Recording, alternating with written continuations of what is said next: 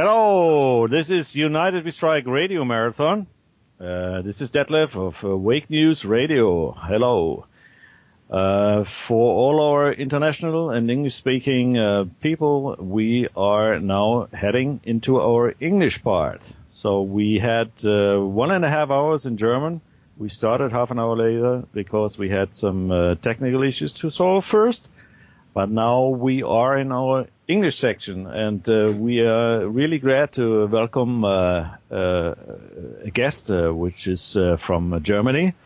It's Mr. Michael Limburg, and he's head of the European Institute for Climate and Energy. So he will be joining us in just a few seconds. Just let me take the opportunity to guide you through our program.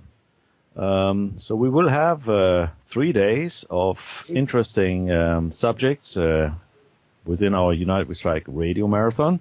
So we will not only have talking going on Friday and Saturday, but we also have on Sunday quite a few musicians on.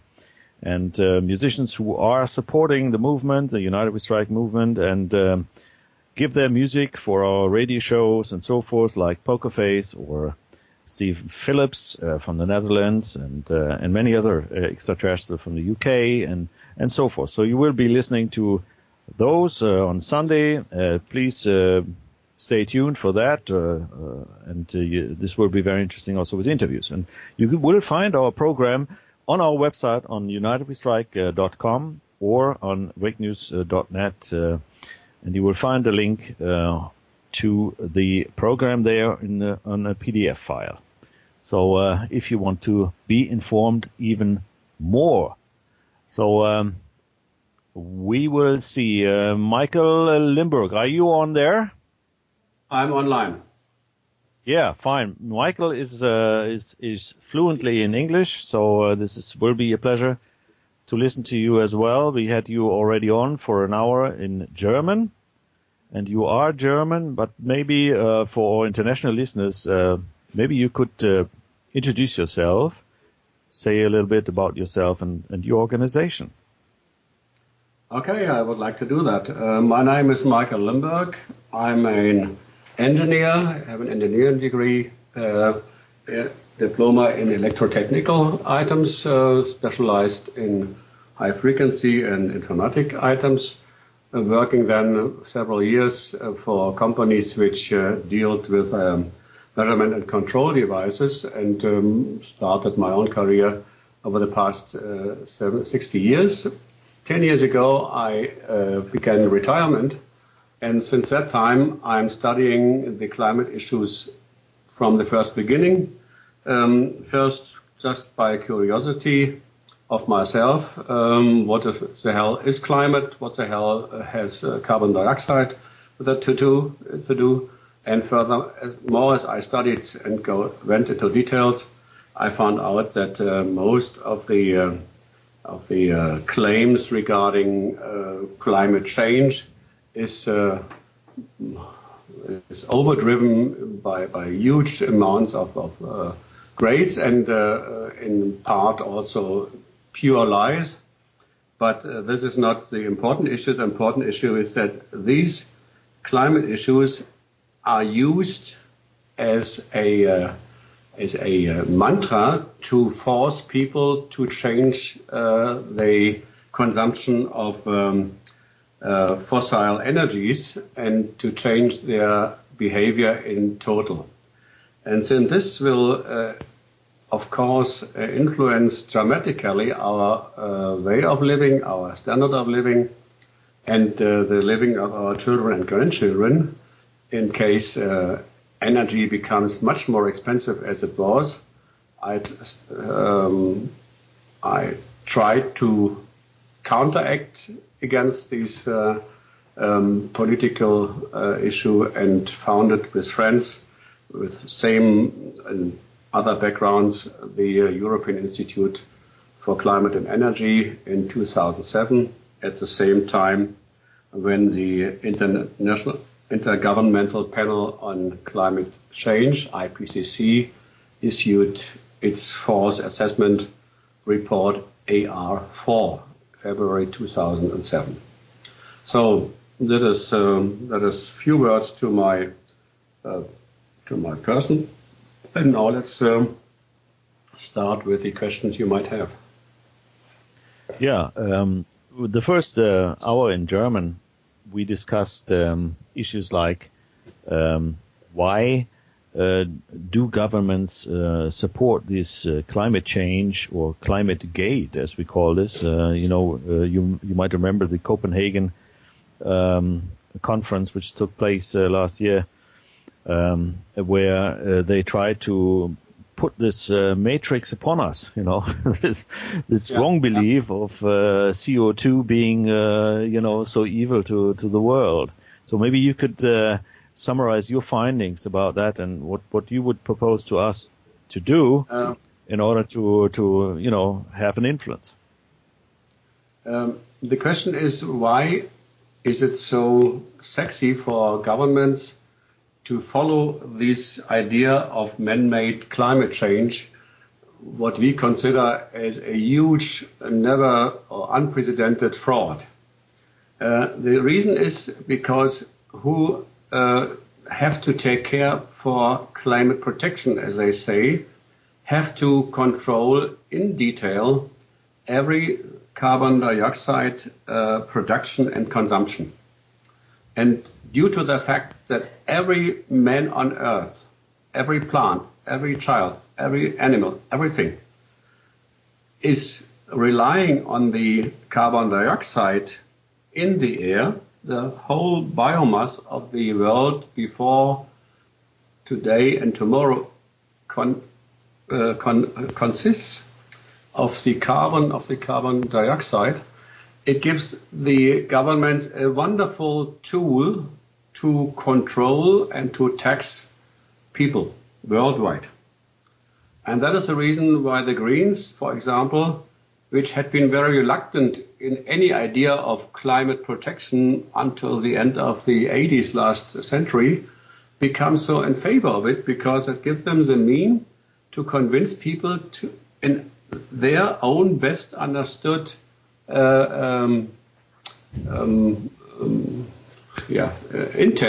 intention, to control them into a way which they normally would not have selected by their own.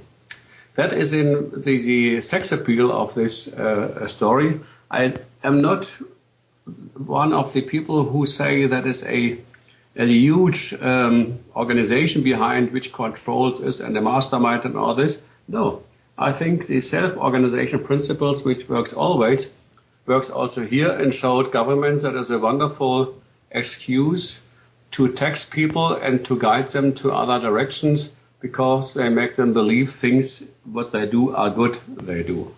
That is the reason why governments found together then under the umbrella of United Nations, which had eagerly looked for a new challenge, a new duty, a new organization.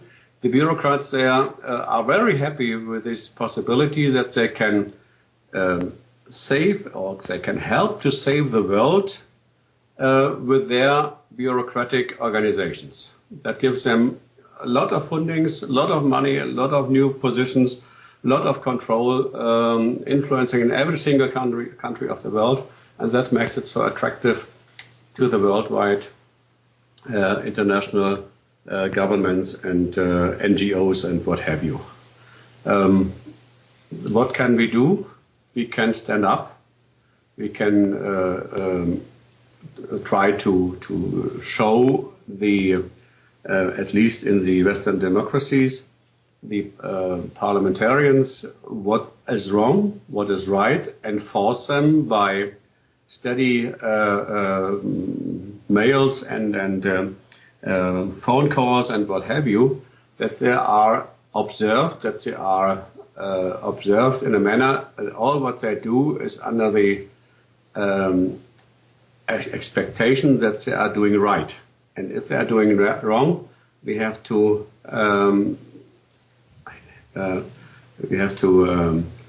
hit them on their fingers by personal action, and this can be done by email, by telephone, by postmail, and every information technology available.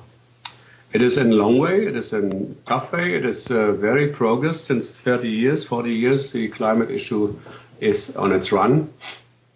But as jobs are lost, as more prices are increased, as more taxation takes place, as less goods, for example, the electric power is distributed, as less reliable it becomes, but at the same time as more costly it becomes, as more people get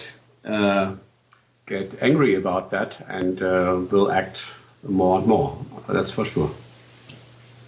Yeah, I mean, this is a part also of our United We Strike initiative, which we propose for the whole world, actually, that we do have certain issues that, for instance, ask why. Ask your people, as just what Michael Limburg just said. Ask the responsible people why they are acting like that, and to show them their results, their scientific results, and make comparisons, and also use the material which organizations like Michael Limburg's organization do have available. Michael, do you have any English-speaking links as well, which you use on your website? Yes.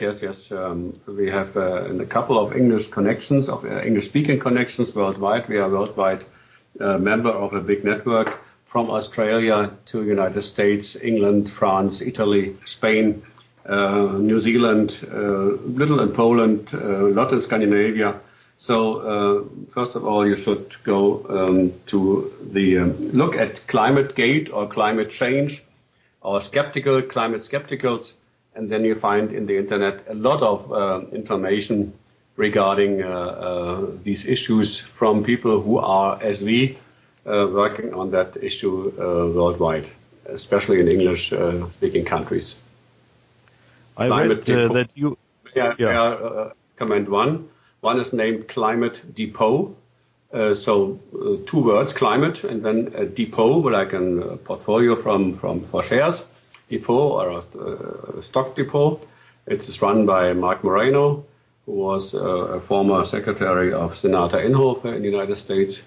He's a friend of mine. He runs this. Or Anthony Watts in the United States. He runs the website What's Up With That, 4 words. What's, W-A-T-T-S, Up With That. He's a very successful working blogger, has a website which is the best scientific website in the United States as far as I know, and very much regarded. He's a meteorologist, working since 30 years on this subject, or you can look for IceCap, I-C-E-C-A-P,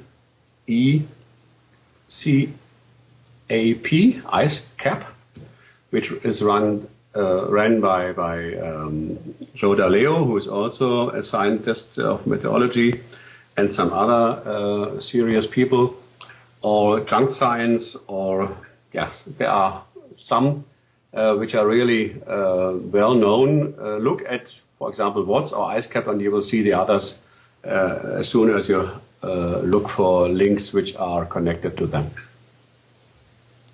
Yeah, well, that's good for our listeners, because we cannot discuss all the details here on the radio show, but we are very glad to have you there, and then give us also all your insight and the links which bring us forward. But people are anxious. They are worried about the prices increasing, and you explained to us early on in the first hour in German what the situation in Germany is like in terms of prices and why the prices are so high.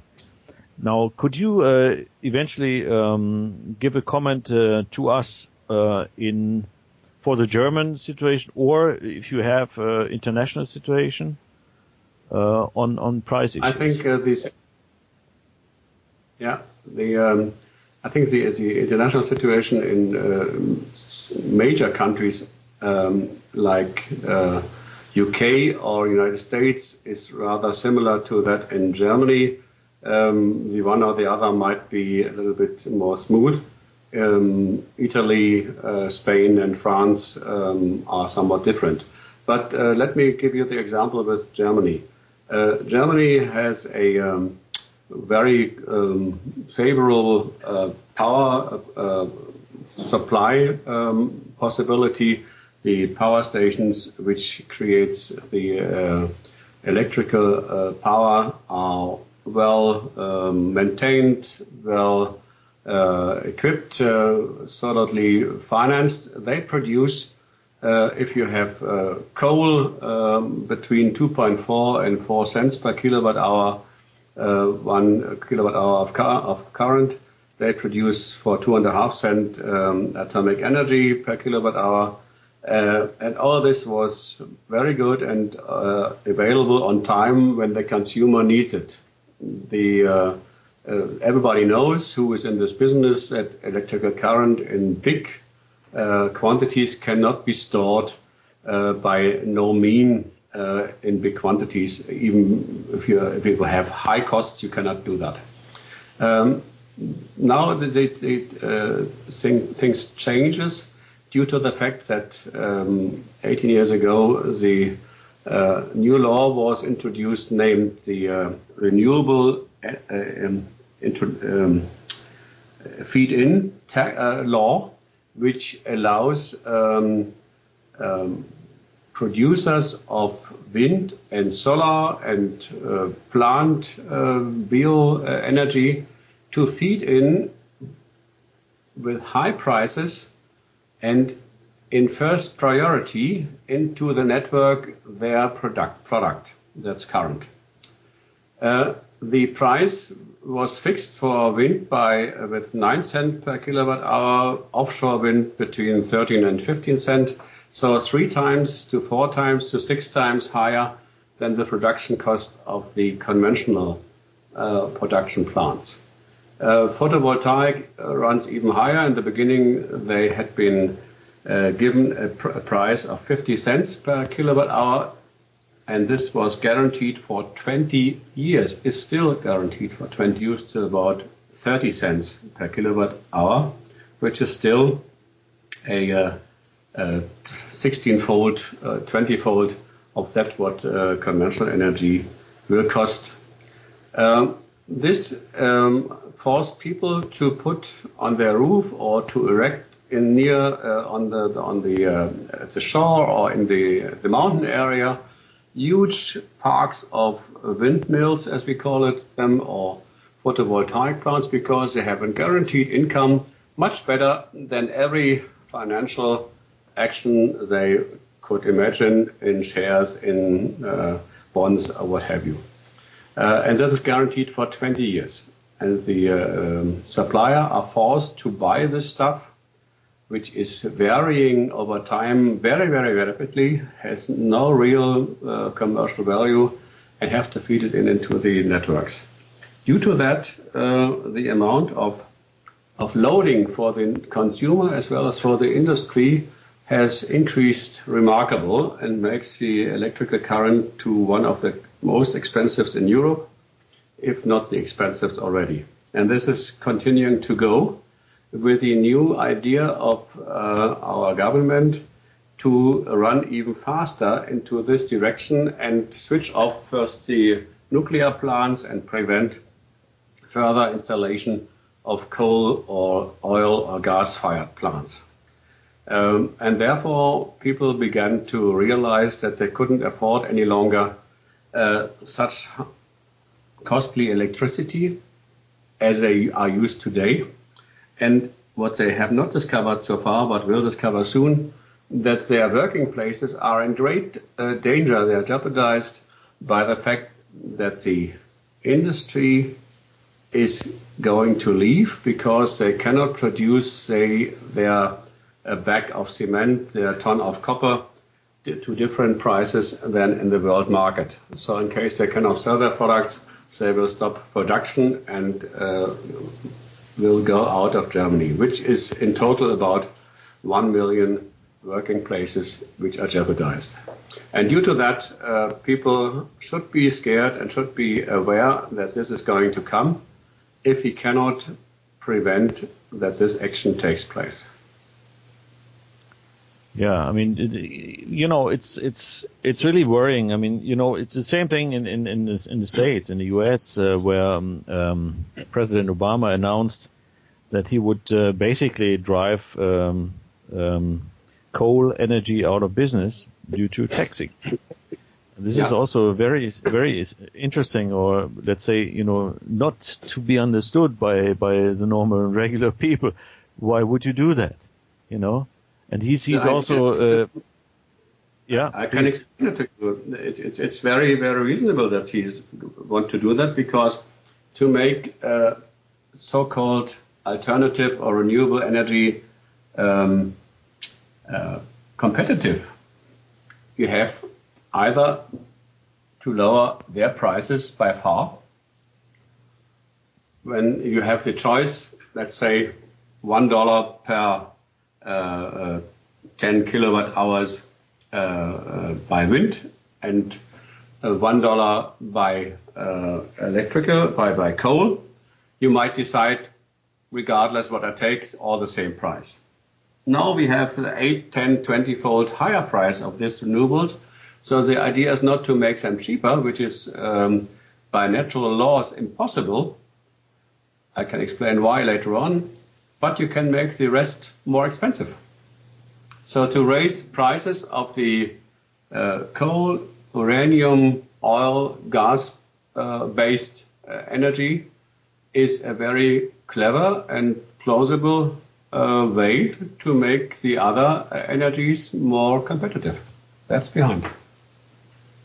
Yeah, I mean, that for sure. I mean, for the argumentation's sake, but for the consumer's sake, this is not very, very nice and not very interesting, because, especially if people are becoming poorer all the time, they cannot afford this anymore. Right. So this is a worry which is worldwide, and therefore it's good that we talk about it. I mean, we are not the only ones talking about it, anyways. But I'm very glad we could get you here to this show, because you are an experienced man or scientist here in this field of climate and energy. And just for our listeners who just tuned in, we are in the midst of United We Strike Radio Marathon. And we are talking here, I'm Detlev of Wake News Radio.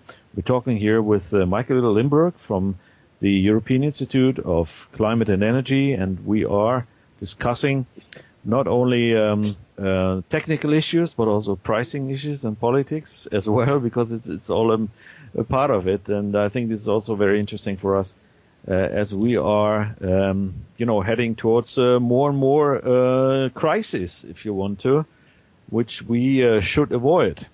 So what can we do?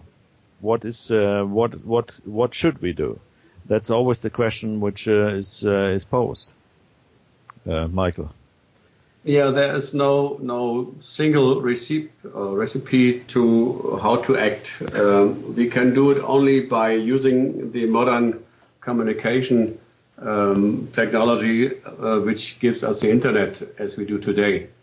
So we can operate our own websites, we can operate our own mails, we can call for cheap money, we can write mails or letters to our members of parliament, we can force them to answer critical questions, we can force them to change or keep in mind that we are not the ones who can be cheated so easily.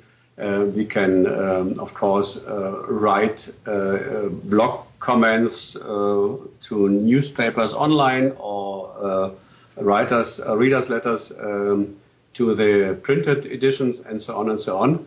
But we have to do that. In case we are silent, nothing will happen. Then the people say, oh, they are so happy with that. And these which are especially loud and have the right financial funding are forcing the rest of the world to do what they want. So this is the only way I see, as a democratic man, that we can act against. All the information is available online. What we need is competence and time and the will to do it. So if people want to go to your website, I mean, your website is currently only in German, is that correct? Yes. Yeah, but nevertheless, I mean... so there's no need for a Eike English web edition. There are plenty of others in English. I named you a few, and you can look for yourself. So it's easy to find climate skeptic websites around the world, which are very well prepared, very honestly edited, and you can take the advantage to read there. I also read on your website that you work together with Lord Monckton. Is that correct? Right. Yes. Yes. Well, he's part of the organization as well, isn't he? Yes, he is member of our board of experts, as well as plenty of others. Bob Carter in Australia, I'm Plimer of Australia, Alex Mörner from Sweden, and Fred Singer from the United States. So we are internationally very well linked to other networks and exchange our opinions and information quite easy by that. And so we are actual as they. And of course, everybody is looking what's taking place in Germany because we are the most green country now in the world, although the Brits and the Americans are not far behind. Yeah, unfortunately, it looks like. Yeah. Now, there's always a confusing issue amongst people because being against the CO2 human influenced climate warming, which you expose, you are not against protection of the environment. There's no contradiction. That's it's very cleverly mixed together that climate protection is part of the environmental protection program. And that is completely wrong. Nobody who is clear in mind will pee in the pond behind his home where he gets his drinking water from. So it's a pure question of normal thinking that you have to protect your environment where you live in and where the others live in, with whom you want to deal and trade and grow your kids and whatever you will do. So we are an environmental protection organization, but we say climate protection. No, climate protection is such a stupid word. Climate is a artificial construct of mathematical data of weather. Weather is what you experience every day. If it lasts for at least 30 years, then you start to think about that might be one climate point, one climate has something to do with climate. Plenty of them, 300, that is 30 times 300 is 900 years, is really then climate in a given area. For example, we have in Berlin the continental climate, you have the desert climate, you have the polar climate, and so on. So protecting an artificial mathematical value is, from its logic, completely nonsense. But if you put some logic in, since climate is the mean value of weather data, you should start to protect the weather. And no politician and no scientist in the world had ever asked you to do that. What you do, you protect yourself against the weather. But you have no way, and nobody asked you to do that, to protect the weather. But climate is the sum of all weather in your area. So therefore, climate protection is a stupid but now standardized term. It has nothing to do with environmental protection, although clever people at Greenpeace and most governments mix it up and say, okay, we are the good ones, we are protecting climate because we protect environment. Yeah, I mean, we do have lots of environmental issues. I mean, just the oil catastrophe in the Gulf of Mexico, which is still not over. or the depleted uranium which they're using in those silly wars all over the world, which is terrible to the environment there and to the people, obviously. Yes, and many but more. You should consider a few things before you say I would like to do that or that. As soon as people do not know how they can reach the next day, because feeding their kids, feeding themselves, protecting them for going to sleep, and so on, they will not care about the environmental part around themselves. That's the situation once you go to Africa or to Brazil or to poor countries in Asia or what have you. As poorer a country is, as more people to feed, as more they have to fight to struggle for their daily survival, as less they will and can care for the environment around them. So the most important thing to bring them is cheap energy. Cheap energy gives them the possibility to free themselves for the daily flight, the daily struggle for survival. They can create some wealth. They can then look for the next day, the day after, and the next 4 weeks, and the next year, thinking about to which school their children might go and what have you, all this. And then they have time and enough money to take care for their environment. This is well studied all over. As more wealthy a country becomes, as better the environment is in this country. So the key to a better environmental policy is wealth creation. The people are busy from their own. They need education, but to allow this education, they need cheap energy. And the environmentalists who are blaming the other world for using the fossil resources so heavily, and therefore also the development countries have to go to renewable or alternative energies. In fact, they want to prevent them from becoming wealthy. In fact, they prevent them from taking care for the environment.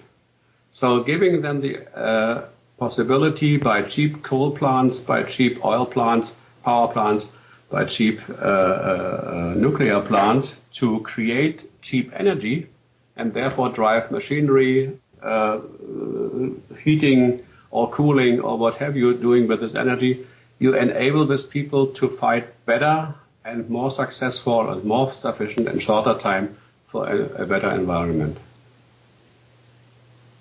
Yes. Oh, that's very true. That's the background. There is a very important literature available by a Nobel Prize winner in economics. I am not familiar with the name, Kuznetsov. He found out that relation. It is like a curve, like a turned U. Yes, U is open above. If you turn it around, you have a turned U. And once you put on the x-axis the amount of income per capita, and on the y-axis the destruction of environment, you find a straight increase by increasing the x-axis value up to $6,500 annually. And then the curve turns, the environmental destruction stops and declines as richer the people become. That has been by observation looked for in more than 25 or 30 countries, and it's all over the world the same U-curve. This U-curve is hated by the Greens because it shows that people, as soon as they become rich enough and educated enough, having access to technology, that they will take care for the environmental very, very rapidly. The environment, very, very rapidly. Yeah, I always wonder, usually I used to be an admirer of the green ideas. You know, when for instance, the Green Party introduced itself, then I was a student at that time. So I was really impressed by the ideas of environmental protection and so forth. But now it rather seems that they are sort of, having an ideology which is strange, which is actually contra-human, contra-life. Am I wrong there? I mean, this is a political discussion. Obviously, it's not so much technical, maybe. But what's your view on that? I think it is a way to reduce wealth worldwide, because those people either have the idea that it's a good idea to reduce the number of people worldwide, or they think it doesn't matter when we have something less. That is fine. I can live with 2 pairs of shoes rather than 10. That's fine. Everybody can decide it themselves. So a lot of people are with the Greens who are thinking the one or the other side. But those who are driving the process are the ones who want to reduce more or less the number of people living on Earth. And the best mean to do that is to prevent them from cheap energy. Well, this sounds pretty cruel, actually. I'm a little frightened by that. You know, how if you want to reduce people, I mean, they need to die. Yeah, that is what they don't tell you. Mr. Ted Turner, he is the inventor of CNN and former husband of Jane Fonda. He is one of the ones who drive this process. He said 500 million people on Earth are enough. We have to take care that we can reach this situation. Think to Paul Ehrlich. Paul Ehrlich is the professor of chemistry teaching or has taught in California, who wrote in the 70s the book, the Population Bomb. Very, very popular. And he predicted that the mass of men who will be born in the next 20 years in Asia, in Africa and South America will die by hunger due to the limited access to food. These people, fortunately, have not died, but are now our competitors worldwide in the global economy. But he proposed shortly later a plan for the United States to reduce the number of Americans to about, I don't know the exact value, 200 million or less. Now they have about 300 million. Nobody of them takes the example of Yves Jacques Cousteau, the very famous diver and environmentalist. He has written in the 90s in an official UN publication, it is very hard to say we have to eliminate 350,000 people per day in order to balance the Earth. But it's even more cruel and hard not to say that. Of course, he never said how to make that and who should be the one. But that's in a lot of heads of these people maintained or based that the world is overpopulated and we must do everything to reduce this overpopulation sooner than later. Or think about Prince Philip, who is founding member of the WWF. He was asked how would he act when he becomes in second chance to go to Earth. And he said, I would like to be born as a virus in order to kill people. So that's our crazy and awful and cruel examples, but you find lots and lots and lots as soon as you start to look for that. And that doesn't mean that the Greens in total agree with these cruel ideas, but quite a number of leading people are doing it. So basically, I'm just simply thinking, out of what you just said and released information which is available, then basically what we should do is we should get the Greens on the table and discuss the matters with them, or people, listeners which we have, or ordinary people just should talk to the Green Party members or responsible people in those organizations. What do you think? In case you can make them listen, that's a good idea. Yeah, I mean, if there are elections, for instance, or if there are meetings somewhere with members of the Green Party, and so we could put this up on the table, or in writing. We could write to all these people and ask them a question: how do you want to achieve this? And then discuss the matter. They will not agree with you. They will deny it. They will have a lot of excuses because not, as I said, 90%, 95% of the Green followers will not have any idea about this facts. In case you offer it to them, they will of course first deny and say, no, that's not true. You have you cheat me or what have you. So we have to discuss without them. Put it on the table in our alternative media, for instance. Yeah. As we do now. A lot of medias worldwide. You can have a look at. I just look in my computer whether I can find in between the web page where you can have these sites and can see. Yeah, that would be nice. Maybe you can add this to your proposed links. Now, while you do this, I just want to mention again to our listeners who just tuned in. So we are here on the United We Strike Radio Marathon on our 15th to 17th April strike and radio marathon, and we welcome you to this show. And we do have Mr. Michael Limburg from Germany here, from the European Institute of Climate and Energy, and he also works together with very famous people like Lord Monckton and so forth on the Climategate issues as well. And he is now here with us in the English section, and we're very grateful to have him. And hopefully we will be coming back another time. So did you find your information already, Michael? Yes.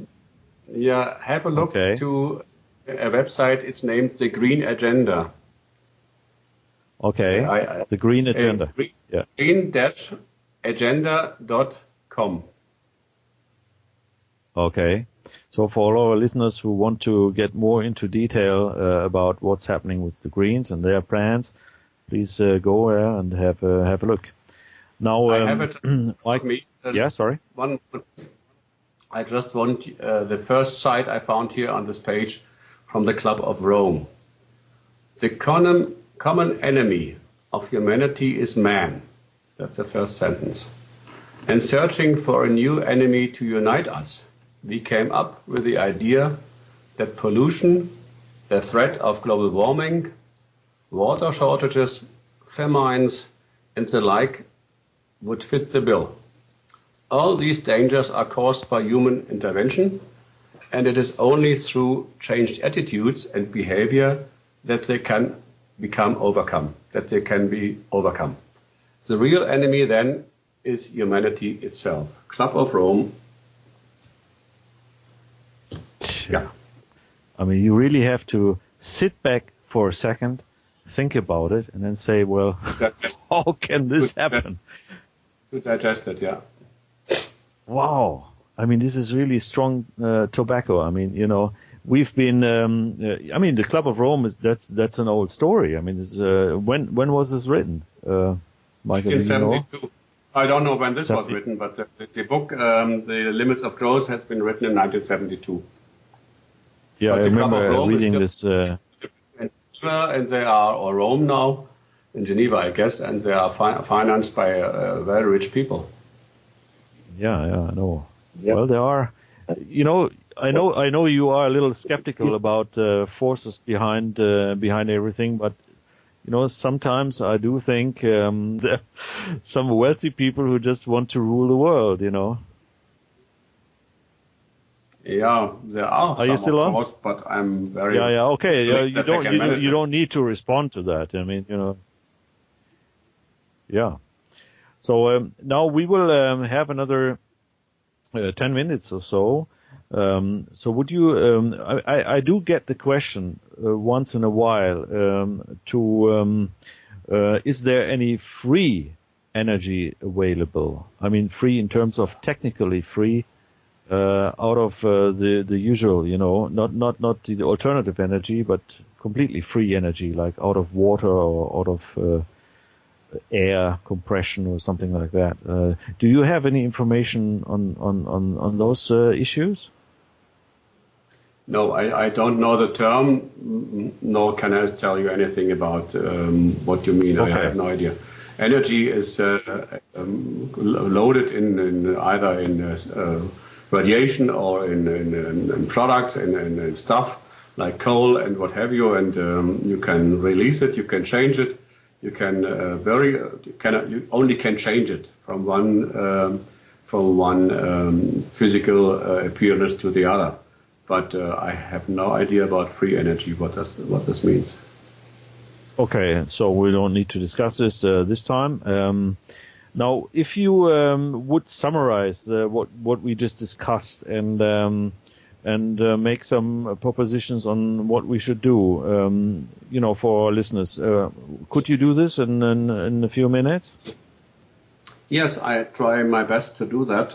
So first of all, we should make ourselves knowledgeable about the real facts which are running about climate, or which are available about climate and energy. And when you do that, you can, of course, rely on the internet much easier than every generation before was able to look for this information. Second, you should prove that what I told you is right, because I can lie, I can have a hidden agenda or what have you, and therefore it's best that you prove what I told you or others are telling you is more or less right. That needs some time, that needs perhaps some competence, but it's the best way to make yourself first secure, certain that the issue is not as it is told you by official authorities or scientists or other people around. And once you are so far, then you should start to act against, either by writing your own papers, by writing to your members of parliament, by calling your local newspaper or radio station or television station and telling them that they have to report about these items too. In Germany, it's rather simple. We have a law of information which requires at least the broadcasting stations as well as the television stations to report objective, neutral, and true. And this is forced by law, and in case they act against us, you can take them to court, what of course is a very difficult thing. But you can remind them. And as more people do that, as more successful you will become, especially due to the fact that, let's say, especially for climate, for example, the hard winters of the last 3-4 years are witnessing your doubts about warm-up of climate. Everybody understands that this might not be the case when the winter becomes colder than ever before, that the winter and the snow will never be seen again in near future. Predictions in 2010, this is 5 or 6 years ago, United Nations say we will have about 50 million refugees of climate. Where are they? There are a number of refugees, mostly economic reasons refugees, but nobody of them is forced to leave his country by climate. And you have to act locally on your local newspaper, on your local radio station, television station, and members of parliament to force them to report truly the facts as they are and not as they wish you. You should. It's the only way I foresee finally will work, and make them aware of what's going on. No, that's very nice, because that's also always an encouragement to our listeners. You know, many are afraid, as we depart, are afraid that they are just by themselves and just lonely, and they cannot do anything against the forces they are. So that gives them encouragement to listen to you and tell them. What do you think? Yeah, that's the way it works, and you will find out once you are really doing it seriously and spending some time. That is, of course, the money you must pay, your time. You can move something. You are not alone. There are plenty of people worldwide and also in your country which think the same way. But as far as they don't know you are there, they will also think they are alone. One example: we met 3 times now in the United States, 2 times in New York, and 1 time in Chicago. A lot of scientists worldwide for a climate conference. And the first impression we have in the first conference, which took place 3 years ago, we found out it had been about 600 scientists. We are not alone. We thought we are alone, but we are not. Thousands of scientists, thousands of politicians, thousands of others worldwide are thinking the same and acting the same as you. They are fed up with all the lies which have been told to them over climate and energy in the past 20 years. Once you really look what the reason is behind, it's always the same game. It is money and power. Follow the money, and then you will find out who will say to you what. And that old Roman saying, I think, is true today as it will be true tomorrow. But we can do a lot to prevent these people to beggar their neighbors and catch the money out of your pocket without any plausible and logical. Michael, we are losing you a little bit. Can you still listen? Yeah, yes, well, I hear you well. We experience a little, shaky transmission. We discussed this earlier. If you are live, that's how it is. But anyway, point. So we will enter our next break. And Michael, we do very much thank you for being here with us in our United We Strike radio marathon with Detlev on Wake News Radio. And we are looking forward to having you back another time. So if you just want to mention again your website or your organization, you're welcome. Thank you very much. I am very proud that I have the chance to talk to your listeners, and hope you will do the same thing in your countries. Take part of our action. In case you need some details, please let me know. I'm happy to answer your mails or other questions. Yeah, okay. So thank you very much. And to our audience, we are now getting into our next break. And as we will be rejoining with other radio stations in the world, we will have a technical break, which will last about 5 minutes or so, in order to reconnect. So stay tuned.